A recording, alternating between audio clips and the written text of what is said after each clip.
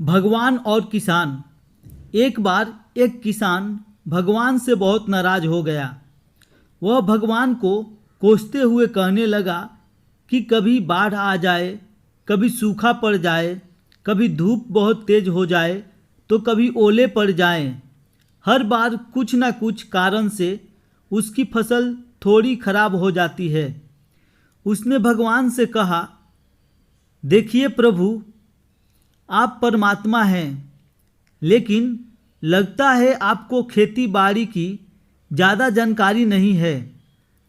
एक प्रार्थना है कि एक साल मुझे मौका दीजिए, जैसा मैं चाहूँ वैसा मौसम हो, फिर आप देखना मैं कैसे अन्न के भंडार भर दूंगा।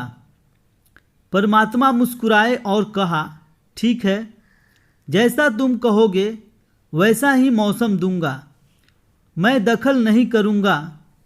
किसान ने गेहूं की फसल बोई। जब धूप चाही तब धूप मिली, जब पानी तब पानी। तेज धूप, ओले, बाढ़ व आंधी तो उसने आने ही नहीं दी। समय के साथ फसल बढ़ी और किसान की खुशी भी, क्योंकि ऐसी फसल तो आज तक नहीं हुई। किसान ने मन ही मन सोचा, अब पता चलेगा परमात्मा को कि फसल कैसे करते हैं।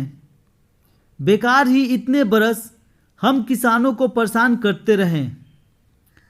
फसल काटने का समय आ गया और किसान बड़ी गर्व से काटने गया। लेकिन जैसे ही फसल काटने लगा, एकदम से छाती पर हाथ रखकर बैठ गया। गेहूं की एक भी बाली के अंदर गेहूं नहीं था। सारी बालियां अंदर से खाली थी। बड़ी दुखी होकर उसने परमात्मा से कहा, प्रभु ये क्या हुआ? प्रभु ने बोला, ये तो होना ही था, क्योंकि तुमने पौधों को थोड़ा भी संघर्ष करने नहीं दिया। न तेज धूप में उन्हें तपने दिया, न ओलों से पीटने दिया। उनको किसी प्रकार की चुनौती का एहसास जरा भी नहीं होने दिया।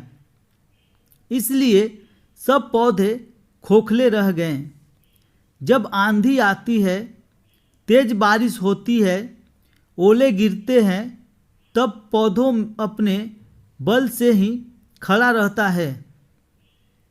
वो अपना अस्तित्व बचाने का संघर्ष करता है और इस संघर्ष से जो बल पैदा होता है वही उसे शक्ति देता है, ऊर्जा देता है, उसकी जीवटता को उभारता है।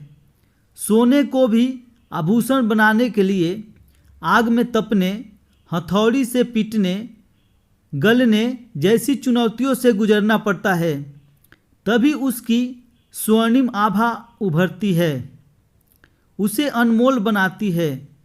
भगवान की यह बात सुनकर किसान को अपनी गलती का एहसास हो चुका था कि भगवान जो भी कुछ करते हैं वे हम सभी की भलाई के लिए ही करते हैं। इस तरह वह किसान भगवान को पुनः फिर से पहले की जैसा करने को कह दिया और इस तरह किसान फिर से दोगुनी मेहनत के साथ अपने खेतों में मेहनत करने लगा और सब कुछ ईश्वर के भरोसे छोड़ दिया कि ईश्वर जो भी करता है वह अच्छा ही करता है। तो दोस्तों, इस कहानी से हमें यही सीख मिलती है कि हमें अपने जीवन में संघर्ष करनी चाहिए, तभी हमें हमारी मंजिल मिलेगी।